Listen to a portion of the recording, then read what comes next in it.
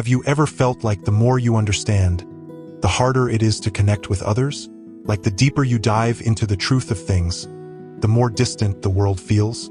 You're not imagining it. Thinking deeply has always come at a cost.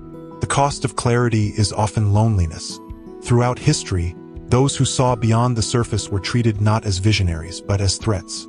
Threats to comfort, to certainty, to the stories people cling to just to make sense of life. From the moment Socrates asked inconvenient questions in the Athenian square, to the day Giordano Bruno was burned for saying the stars were suns, history has punished the ones who saw too much. But why? Why does society resist its deepest thinkers?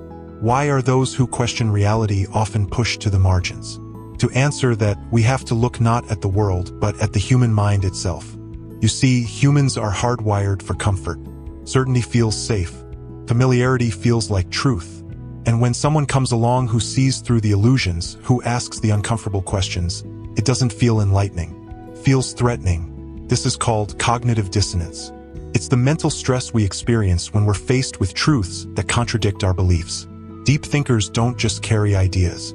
They carry disruption. Their thoughts are not always loud, but their presence often speaks volumes. Just like a mirror, they reflect what others would rather not see. And mirrors, as it turns out, aren't always welcome. When someone excels physically, we admire them.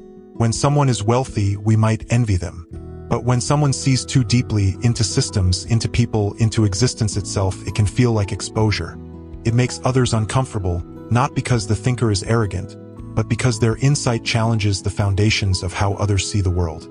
This is known as the mirror principle, a psychological reaction where the presence of a person's clarity reveals another's confusion.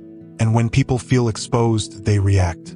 Not with gratitude, but often with dismissal, mockery, or avoidance.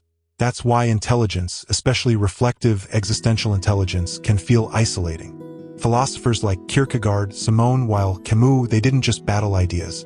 They battled loneliness. Because when you ask questions that have no easy answers, you quickly find that most people would rather change the subject. But that raises an even deeper question. Is the problem with the thinker or with the world that refuses to think? The truth is, most societies function best when people follow scripts, cultural, religious, political. Scripts tell us who we are, what's right, what to value. But deep thinkers, they rewrite the script, and that terrifies people. Because the moment you realize the script can be rewritten, you realize it was never absolute to begin with. And for many, that's unbearable. Thinkers who pull back the curtain on meaning, on mortality, on systems of control aren't always welcome, even if they're right. Friedrich Nietzsche once said, "And those who were seen dancing were thought to be insane by those who could not hear the music." That's what it means to think differently, to move to a rhythm most don't hear. But here's the paradox. Even though society resists its deep thinkers, it also desperately needs them. Without them, we remain stagnant. We repeat the same stories, the same mistakes. Deep thinkers are the ones who dare to see reality not as it is handed to them, but as it actually is. And yes, that comes with isolation, with misunderstanding, but it also comes with vision, with freedom. The path of the thinker isn't easy, but it is necessary, because someone has to ask, what if everything we believe is just a convenient illusion?